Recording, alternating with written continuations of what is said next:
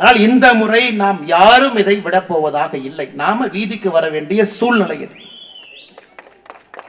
இன்னைக்கு பாருங்க ஐயா, நாம சம்பவம் நடந்து 6 நாள் கழிச்சு நம்ம பேசிக்கிட்டு இருக்கோம்.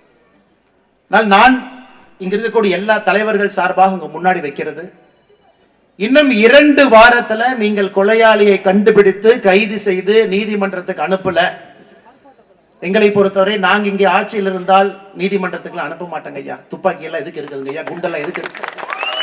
பயத்தை ஏற்படுத்தும் அளவு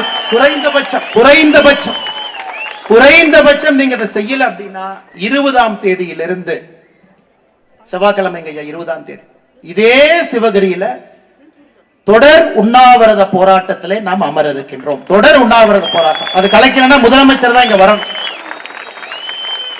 அந்த 20ஆம் தேதி செவ்வாய்க்கிழமை ஆரம்பிக்கக்கூடிய அந்த உண்ணாவிரத போராட்டத்தில் காலையிலிருந்து இரவு வரை முழுவதுமாக உண்ணாவிரதத்தில் நான் அமர்ந்து அந்த போராட்டத்தை ஆரம்பித்து வைக்கிறேன்.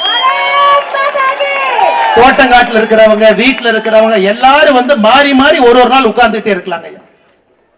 ஆனா நீதி கிடைத்தாக வேண்டும். இன்னொரு கிராமத்துல, இன்னொரு ஊர்ல, இன்னொரு விவசாய குடும்பத்துல இன்னொரு தாத்தா பாட்டி அப்பா அம்மாவோ அடித்து கொல்லப்படுவதற்கு முன்பு இதுதான் கொங்கு பகுதியில தமிழகத்தில் இது போன்ற கொலை கடைசி என்பதை இந்த ராமசாமி கவுண்டர் ஐயாவுடைய கொலையின் மூலமாக அதை என்று கொண்டு வருவாங்க.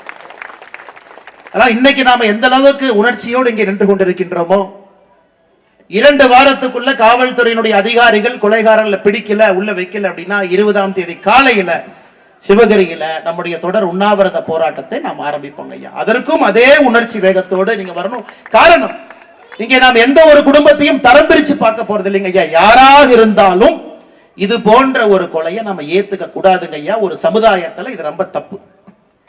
பிளே ஸ்டோர் மற்றும் ஆப் ஸ்டோரில் இருந்து பாலிமர் செயலியை QR கோடு மூலம் பதிவிறக்கம் செய்யுங்கள். செய்திகளை உடனுக்குடன் பெறுங்கள்.